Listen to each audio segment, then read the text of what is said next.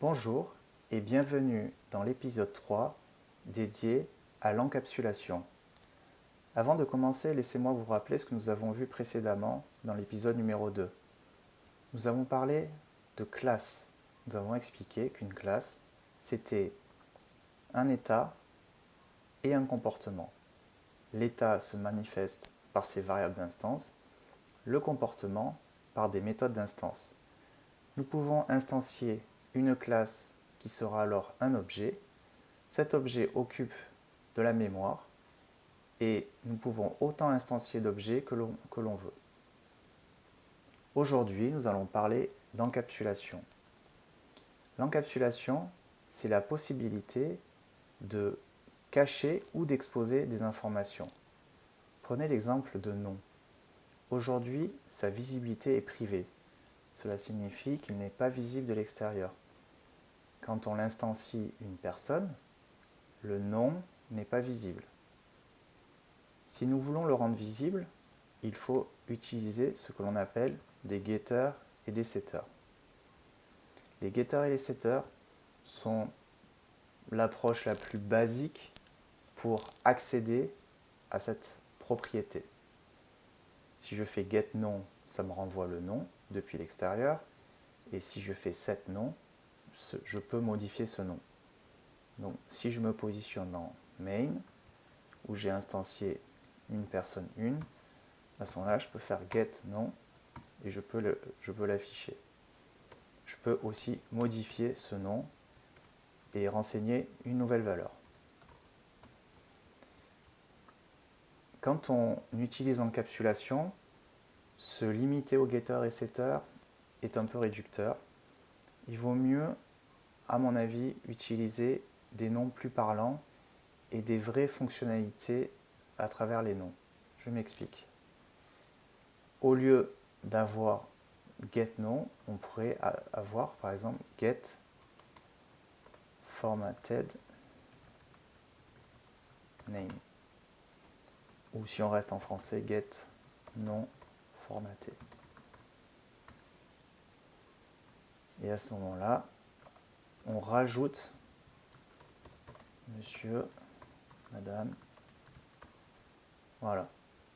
Donc le principe de l'encapsulation, c'est de cacher l'information, mais aussi de l'adapter au monde extérieur.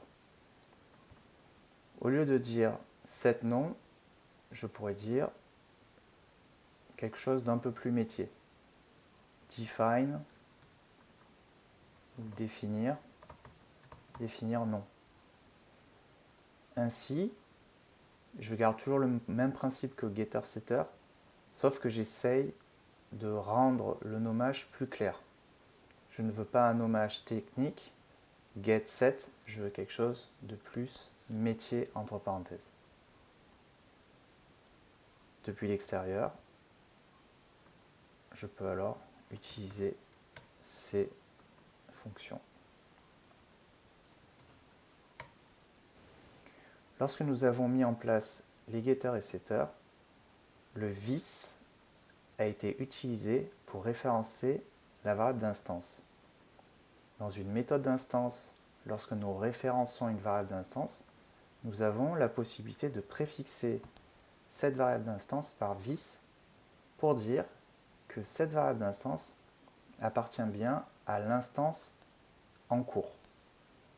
Si nous ne le mettons pas, cette information est tout simplement implicite. Dans le cadre d'un setter, comme ici, définir nom, pour être sûr que nous référençons la variable d'instance, nous avons l'obligation de mettre vis. Car si nous l'enlevons, que se passe-t-il? On dit que la nouvelle variable nom égale à la nouvelle variable nom. En fait, nous n'avons pas affecté la variable d'instance. Si nous mettons vis.nom, à ce moment-là, nous savons que nous parlons bien de cette variable d'instance à laquelle nous affectons une nouvelle valeur. Si vous ne souhaitez pas utiliser ce vis, à ce moment-là, vous êtes obligé d'avoir un nom ici qui est différent de la variable d'instance. Nous pouvons imaginer nouveau nom que nous affectons à vis.nom. Dans ce cas, le vis est facultatif, il n'y a pas d'ambiguïté puisque la nouvelle variable a un nom différent de la variable d'instance. Si vous voulez absolument garder le même nom pour la variable, vous serez obligé d'utiliser vis.nom. J'espère que cet épisode sur l'encapsulation vous a plu. N'hésitez pas à mettre un commentaire pour me dire ce que vous avez aimé. Si vous voulez que je vous détaille d'autres aspects de la programmation orientée objet, dites-le moi aussi en commentaire et à bientôt au prochain épisode.